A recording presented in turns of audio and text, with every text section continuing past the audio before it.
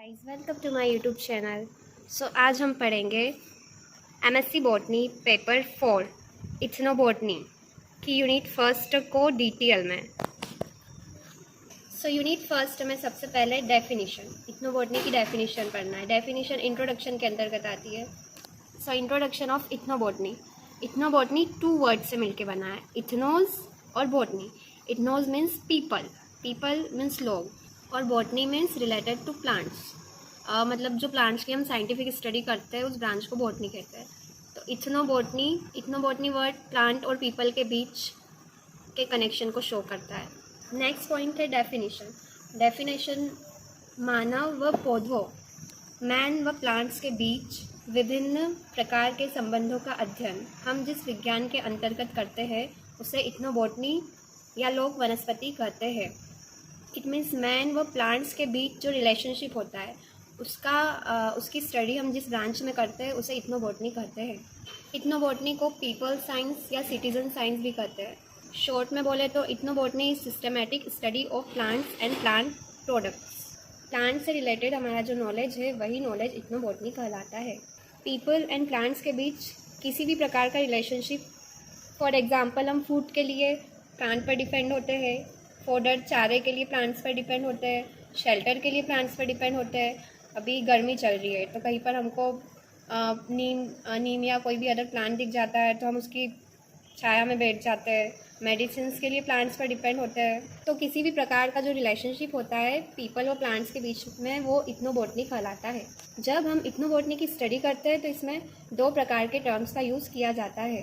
First है indigenous knowledge and second term is traditional knowledge. Indigenous knowledge means एक particular place पर पाए जाने वाले पर्टिकुलर प्लांट की इन्फॉर्मेशन सिर्फ उस पर्टिकुलर प्लेस पर रहने वाले लोगों को ही होती है, तो उसे इंडिजिनस नॉलेज कहते हैं।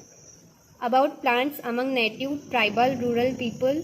सपोज एक पर्टिकुलर एरिया में जो प्लांट लगा होता है उसके बारे में केवल उस एरिया में रहने वाले लोग ही जानते हैं। इंडिजिनस मीन्स अपने मूल स्थान में। ट्रेडिशनल नॉलेज मीन्स पारंपरिक ज्ञान। इसे हम पारंपरिक ज्ञान भी कहते हैं। एक ऐसा नॉलेज है जो सदियों से चला आ रहा है।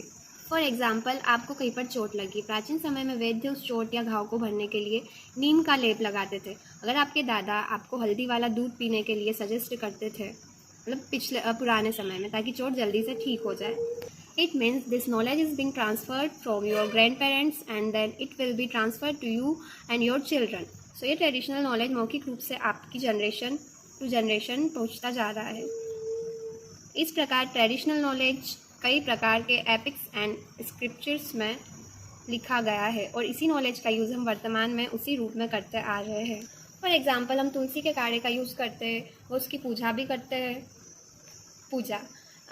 ये हमारा ट्रेडिशनल नॉलेज है। इस प्रकार हम इंडिजिनस व ट्रेडिशनल नॉलेज का अध्ययन करते हैं।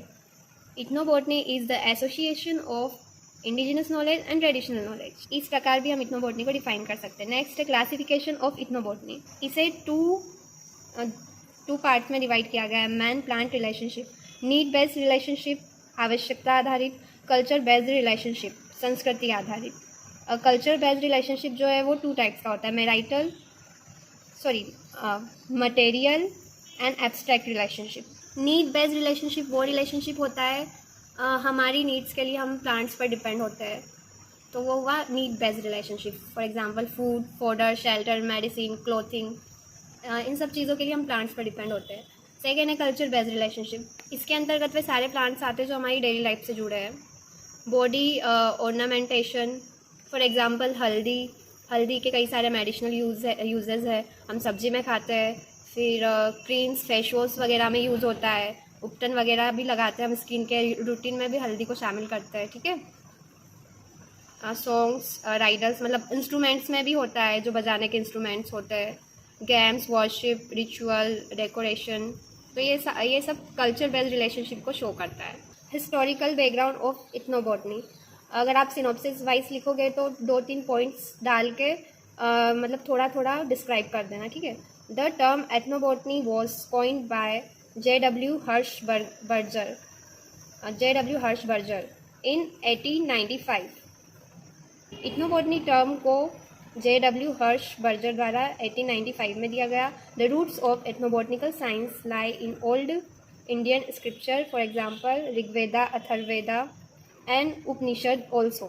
These ancient sources contain guideline for information regarding ethnobotanical plants. So ये था इंट्रोडक्शन, डेफिनेशन और क्लासिफिकेशन और हिस्टोरिकल बैकग्राउंड ऑफ इथनोबॉटनी. अब नेक्स्ट वीडियो में हम कवर करेंगे concept relevance. Okay, so do like, subscribe and share.